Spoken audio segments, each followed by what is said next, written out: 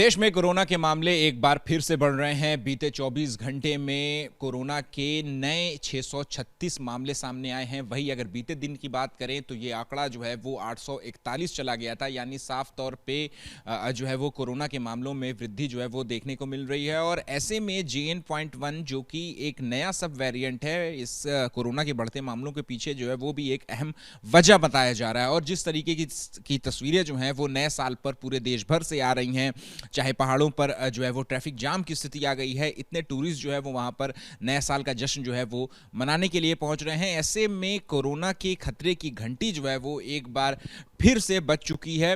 कितना खतरनाक है ये कोरोना और क्या जो है ये इससे कितनी बचने की जरूरत है, इस पर बात करने के लिए हमारे साथ मौजूद हैं सर गंगाराम हॉस्पिटल के senior consultant doctor Mohsin Wali साहब। वली साहब, क्या जो कोरोना के मामले जिस तरीके से बढ़ रहे हैं, क्या सच में खतरा है? फिर से खतरा वापस आ गया है?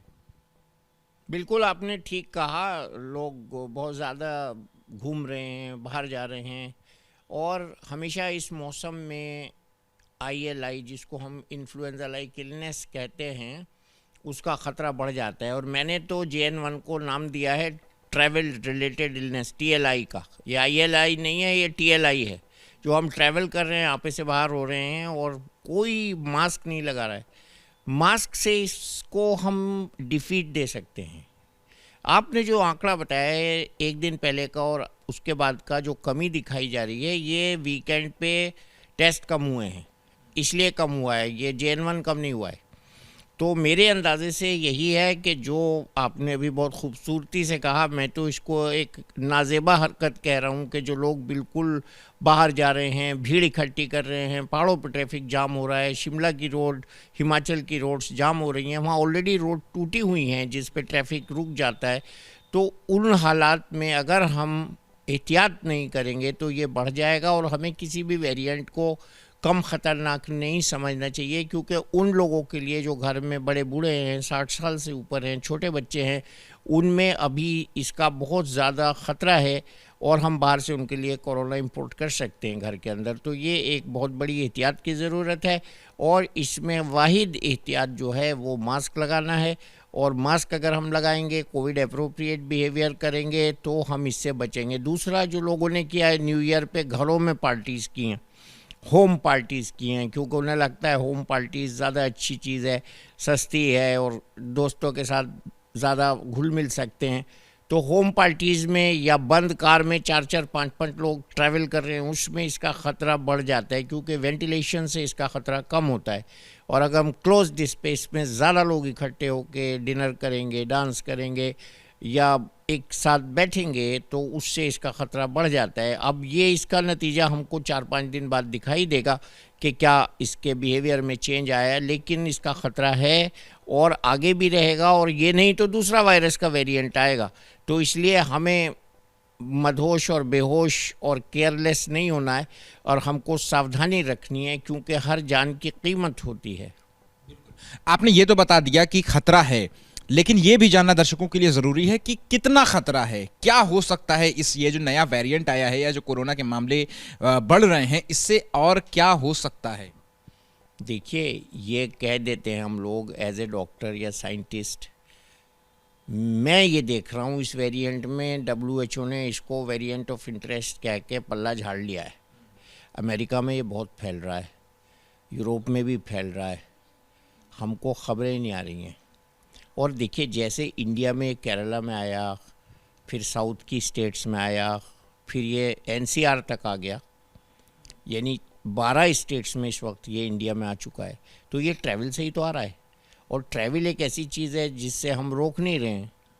तो हम इशारा ये कर रहे हैं कि अनकंट्रोल ट्रैवल, फ़्लाइट्स के अंदर मास्क ना लगाना, एक कार में ज़्यादा लोगों का सफ़र करना, बंद जगह पे, इल वेंटिलेटेड जगहों पर लोगों का बैठना। जाड़े में आमतौर पे हम भी बचपन में एक कमरे में कई लोग बैठते थे, रेवड़ी मूंगफली खाते थे लिहाफ में घुस के। अब वो उसकी जो है ज़रूरत नहीं है। हमको थोड़ा सा स्पेस रखना है, वेंटिलेशन रखना है। नॉर्थ इंडिया में इसका ख़तरा इसलिए ज़्यादा है क्योंकि सर्दी के मौसम में लंग्स की जो इम्यूनिटी एक तरह से कह लें या काम करने की क्षमता कह लें, उसको एफिशिएंसी कह लें, वो कम हो जाती है। क्योंकि लंग्स का काम है हवा को गर्म करना, और ठंडी हवा को गर्म करने में लंग्स को ज़्यादा काम करना पड़ता है, इसलिए इसका ख़तरा बना रहेगा। मैं ये नहीं कह के लोगों को डरा रहा हूँ कि डरिए, मगर मैं ये कह रहा हूँ कि भीड़ वाली जगह में जब जाएं तो एहतियात करिए। आपको अगर वैक्सीनेशन की बूस्टर डोज नहीं लगी है तो लगवाइए। अनवैक्सीनेटेड अगर आप हैं, जो कि हैं लोग हमारे समाज में अभी, उनको ज़्यादा ख़तरा है इसका, वो समझ जाएं, समझदार हो जाएं। और एक इन्फ्लुएंज़ा का भी टीका होता है, वो भी लगवाएं, क्योंकि इन्फ्लुएंज़ा लाइक इलनेस और इसमें पता नहीं लगेगा जल्दी जब तक हम RT-PCR टेस्ट नहीं कराएंगे। तो टेस्ट कराकर इसका पता चलता है। इंसाकॉग इसका जीनोम सीक्वेंसिंग करता है, और ये इतनी बड़ी तादाद में अभी नहीं हो रहा है क्योंकि सिम्टम्स कम हैं लोगों को, या लोग कम हैं, लेकिन इन्फ्लुएंज़ा लाइक इलनेस बहुत हो रही है, तो उसी में छुपा हुआ है JN1 भी। तो हमको इसकी एहतियात करनी है, मास्क लगाना है और हैंड सैनिटाइजेशन और डिस्टेंस मेंटेन करना है। कैसे आखिर ये जो है कोरोना के मामले में एक बार फिर जो है वो बढ़ोतरी देखने को मिल रही है? पिछले साल की अगर हम बात करें तो पिछला साल जो है वो कोरोना के मामले ना के बराबर बढ़े थे, लेकिन अचानक से कैसे इतने सारे मामले जो है वो एक साथ आने लगे? क्या लापरवाही जो है वो लोगों की तरफ से या फिर जो है वो प्रशासन की तरफ से देखने को मिल रही है? मैं आपको दो चीज़ें बताऊंगा।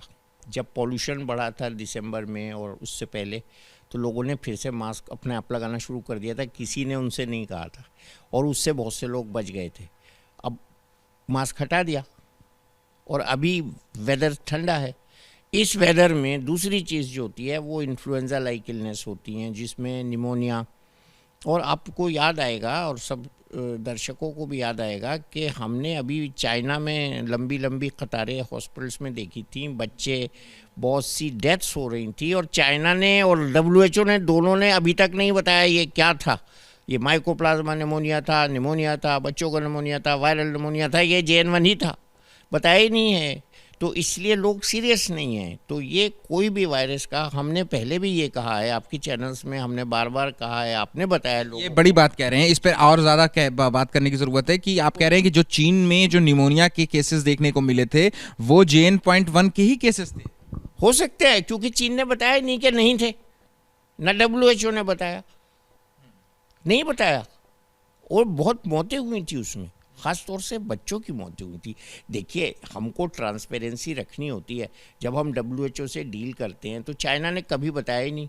WHO ने पहले भी बहुत मिसगाइड किया है कोरोना के मामले में, बहुत दिन बाद ये बताया कि मास्क लगाना है इसमें। अब JN.1 के केसेस अगर देश में बढ़ रहे हैं तो क्या जो तस्वीरें चाइना में देखने को मिली थी, क्या वो हमारे देश में भी संभव है? क्या हमें उससे भी डरने की ज़रूरत है?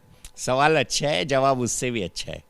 हो सकता था, लेकिन हम लोगों में कोरोना की second wave, third wave, first wave में मिला के, और हमारे प्रधानमंत्री जी का जो टीकाकरण सक्सेसफुल वर्ल्ड का सबसे बड़ा कार्यक्रम रहा, उस सबको मिला के, और हमारे अंदर पहली जो इम्यूनिटी है उसको मिला के, मैं पर्सनली ये फील करता हूँ कि बहुत अच्छे रिजल्ट्स रहे इम्यूनिटी के, और ये वाली हालत नहीं आएगी जो चाइना में हुई, नंबर 1। नंबर 2, अभी इस पर भी डिस्कशन जारी है कि ये इम्यूनिटी को डिफाई करता है या नहीं।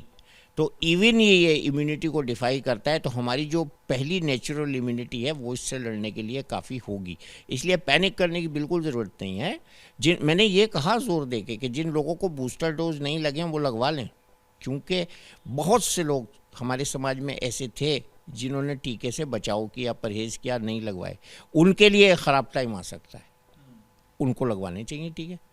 अच्छा, लेकिन इसमें ये भी है कि बहुत सी भ्रांतियां, बहुत से रूमर्स जो है वो भी फैल रहे हैं कि जो लोग बूस्टर डोज लगवा रहे हैं उनको तरह तरह की बीमारियां हो रही हैं, हार्ट अटैक के जो मामले सामने आ रहे हैं, लोग जो है अचानक से कुछ काम करते करते जो है उनको हार्ट अटैक आ जाता है और उनकी मौत हो जा रही है। तो ये भी भ्रांतियाँ फैल रही हैं कि ये जो है जिन लोगों ने वैक्सीन लगवाई थी, थर्ड डोज लगवाई थी, फोर्थ डोज लगवाई थी, उनको ये मामले सामने आ रहे हैं। तो इस पर भी आप जो है वो अगर वो एयर क्लियर कर दें।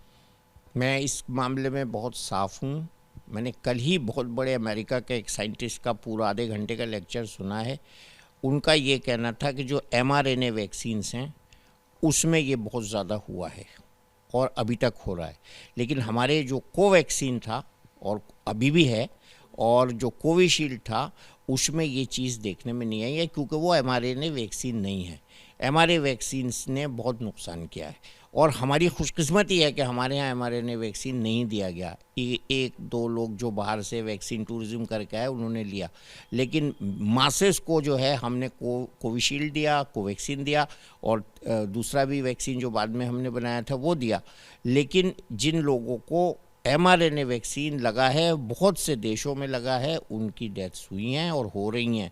हमारे यहाँ जो सडन डेथ्स के केसेस आए हैं वो या तो उन लोगों के हैं, और इसमें JN1 में भी डेथ्स जो रिपोर्टेड हैं वो उन लोगों के हैं जिनको पहले से कोई बीमारी थी, सीवियर बीमारी थी, कार्डियोवैस्कुलर लंग की बीमारी या इम्यूनोकॉम्प्रोमाइज थे, या वो लोग हैं जिन्होंने टीके नहीं लगवाए हैं, या जिनको निमोनिया हुआ है शुगर के साथ, ब्लड प्रेशर के साथ, हार्ट की बीमारी के साथ। एक और बात इसमें मैं ये कहूँगा कि डरने की कोई ज़रूरत नहीं है, क्योंकि ICMR ने ये टीके वाला मसला साफ़ कर दिया था पिछले महीने कि जिनकी सडन डेथ्स हो रही हैं वो या तो ओवर एग्जर्शन की वजह से हो रही हैं, या किसी और बीमारी की वजह से हो रही हैं, या उन लोगों की हो रही हैं जिन्होंने टीके नहीं लगवाए और छुप कर रह गए। ठीक है, आखिरी सवाल है कि आखिर क्या करें इस तरीके की स्थिति, जिस तरीके की स्थिति हमने सेकेंड वेव में देखी, फर्स्ट वेव में देखी, और उसके बाद ओमिक्रॉन जब आया तब हमने देखी कि जो है वो हज़ारों की संख्या में अस्पतालों के बाहर जो है वो भीड़ लग रही है। उस वक्त भी नए साल पर इसी तरीके की भीड़ जो है वो पहाड़ों पर देखने को मिली थी। नए साल के जश्न में लोग मदहोश और बेहोश थे, और उसका खामियाजा जो है वो 2 हफ्ते के बाद, 1 महीने के बाद जो है वो देश में कोरोना के मामले स्काई रॉकेटेड हो गए थे, हमें देखने को मिले थे। इस बार, इस साल, नए साल में नई शुरुआत कोरोना के खिलाफ जंग में हम कैसे करें कि वैसी स्थिति फिर से ना पनपे? पहले तो मैं ये दुआ करता हूँ कि ऐसा ना हो। दूसरे, मैं उन लोगों को फिर से सावधान कर रहा हूँ कि वो लोग मास्क लगाएं। मास्क ही इसका वाहिद इलाज है, मास्क ही इसकी रोकथाम है। और मास्क N95 मास्क लगाएं। N95 मास्क ही इसकी रोकथाम है, और उसमें कोई गुरेज परहेज़ ना करें, कोई शर्माने की बात नहीं है। मास्क तो हमें पोल्यूशन से भी रोक रहा है, दूसरी बीमारियों से रोक रहा है, वायरल बीमारियों से रोक रहा है, निमोनिया से रोक रहा है, कोविड से भी रोक रहा है, JN1 से भी रोकेगा। तो मास्क लगाना आपके प्रोग्राम के थ्रू, अगर एक मैसेज अगर आप मुझसे कहें क्या जाना चाहिए, तो वो यही है कि सब लोग मास्क लगाएं जब तक मौसम ठीक ना हो जाए। शुक्रिया बात करने के लिए। तो ये हैं डॉक्टर मोहसिन वली, जिनका साफ तौर पे कहना है कि कोविड अप्रोप्रिएट बिहेवियर और मास्क ही जो है वो सबसे बेसिक हथियार है इस कोरोना से जंग में, कोरोना के खिलाफ लड़ने का। कैमरा पर्सन मनीष उनियाल के साथ अहमद बिलाल, ABP न्यूज़, दिल्ली।